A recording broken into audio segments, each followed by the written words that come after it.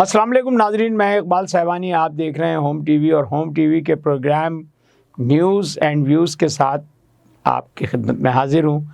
और home TV news का ये प्रोग्राम आप देखते रहते हैं। इस पर हम जो है तबसरे भी करते हैं और आपके साथ ख़बरें भी शेयर करते हैं जो मुल्क में इस वक्त मौजूद हैं। तो 8 फरवरी के इंतखाबात के बाद जो सूरत हाल मुल्क में चल रही है, उसने बड़ी हद तक जो है वो एक सवालिया निशान खड़ा किया हुआ था। लेकिन बहरहाल जो इंतखाबात हुए हैं 8 फरवरी के, उनमें जो एक जमहूरी अमल की पेशरफ्त का आज पहला जो है मरहला वो अपनी मंजिल की तरफ रवां हुआ है। और ये इस तरह से हुआ कि आज पंजाब असम्बली का इजलास हुआ और इजलास की सदारत उस वक्त की असम्बली जो पीटीआई की हुकूमत के ज़माने की असम्बली में जो स्पीकर थे सिप्तैन खान पीटीआई के रुकन, उन्होंने इजलास की सदारत की और नए मुंतखब अरकान से आज उन्होंने हलफ लिया। और इस हलफ बर्दारी की तकरीब में बड़ा जोश व खरोश देखने में आया और बहुत लोग जो हैं वो पुरजोश थे। बल्कि सिप्तैन खान साहब को जो स्पीकर हैं उन्हें बार बार जो है ये कहना भी पड़ा कि हाउस का जो डेकोरम है वो बहाल रहना चाहिए। और उन्होंने मेहमानों की गैलरी के जो लोग थे उन्हें भी मुखातिब करके कहा कि वो हाउस का तक़द्दुस जो है वो बरकरार रखें। तो बहरहाल ये पुरजोश जो लम्हे थे वो इसलिए भी थे कि अब पंजाब में नई हुकूमत तश्कील होने जा रही है। और इस नई हुकूमत का जो सबसे नया पहलू है वो ये है कि पाकिस्तान मुस्लिम लीग नून की मरियम नवाज़ इस वक्त नामज़द हैं अपनी जमात की जानिब से वज़ीर आला के लिए। उन्होंने भी इस हलफ बर्दारी की तकरीब में चूँकि वो मौजूद थी तो वो सबकी मरकज़ निगाह भी थी और उनके अपने चेहरे पर भी बड़ी जो है एक खुशी और इंबसात महसूस हो रहा था।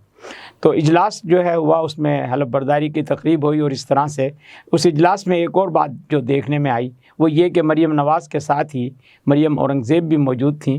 मरियम औरंगज़ेब आज तक जो हुकूमतें मुस्लिम लीग नून ने बनाई हैं उनमें वो वज़ीर इत्तलात वफाक में रही हैं, लेकिन आज उन्होंने सूबाई असम्बली की रुकनियत का हलफ उठाया है।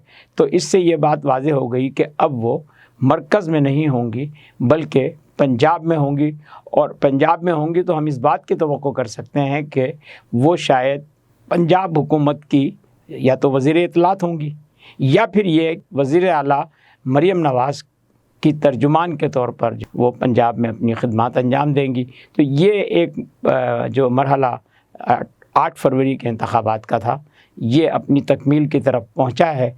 और कल इसी सिलसिले में स्पीकर और डिप्टी स्पीकर का इंतखाब भी होना है और इसके बाद फिर आगे काबीना की तश्कील और दीगर मामलात होंगे। ये तो एक मामला है। दूसरी तरफ ये है कि मरकज़ में भी हुकूमत बनाने की जो तैयारियां हैं वो अपनी जगह पर हैं, मगर दूसरी तरफ पीटीआई की जानिब से जो एक तर्ज़ अमल हमेशा होता है, जब पीडीएम की हुकूमत थी तो उस वक्त भी शौकत तरीन साहब ने उस वक्त के दोनों वज़राए ख़जाना जो पंजाब और केपी के थे उनको कहा था कि वो IMF को ख़त लिखें कि पाकिस्तान का कर्ज़ा रोक दिया जाए। तो कल भी सेनेटर अली ज़फ़र ने ये बात मीडिया से बात करते हुए कही है कि बानी चेयरमैन पीटीआई जो है उन्होंने जेल से ये पैगाम दिया है कि IMF को ख़त लिखा जाए कि जब तक पाकिस्तान के इलेक्शंस का ऑडिट नहीं हो जाता उस वक्त तक पाकिस्तान को कर्ज़ा ना दिया जाए। तो बहरहाल जो हमने कल और परसों के व्लॉग में एक बात की थी कि क्या पीटीआई मुल्क को मुस्तहकम करने के लिए अपना किरदार अदा करेगी या वही सूरत हाल और वही अफरा तफरी और वही इंसर्जेंसी और वही जो इक़दामात जिनसे मईशत को मतलब नुकसान पहुँच सकता है या मईशत गैर मुस्तहकम हो सकती है, उसी तर्ज और उसी पॉलिसी पर अमल पैरा होगी। तो उसका कल इंदिया सेनेटर अली ज़फ़र की तरफ से आ गया है कि पीटीआई ख़त लिखेगी IMF को कि वो पाकिस्तान का कर्ज़ा उस वक्त तक रोक दें जब तक कि इलेक्शन पर ऑडिट نہ ہو جائے۔ بہرحال 8 فروری کے انتخابات کے بعد جمہوریت کا جو پہلا سنگ بنیاد ہے 2024 کے الیکشن کے بعد، وہ آج پنجاب اسمبلی میں حلف برداری کی تقریب سے تکمیل کی طرف آیا ہے۔ تو آگے دیگر اسمبلیز کا بھی اور پھر نیشنل اسمبلی کا بھی اجلاس ہوگا اور آگے حکومت سازی کا عمل مکمل ہوگا۔ دیکھتے رہیے ہوم ٹی وی، اور ہوم ٹی وی کو لائک، سبسکرائب اور پروگرام پر اپنی رائے کا اظہار کرنا نہ بھولیے گا، اور ہوم ٹی وی نیوز کو سبسکرائب کرنا بھی نہ بھولیے گا۔ بہت شکریہ۔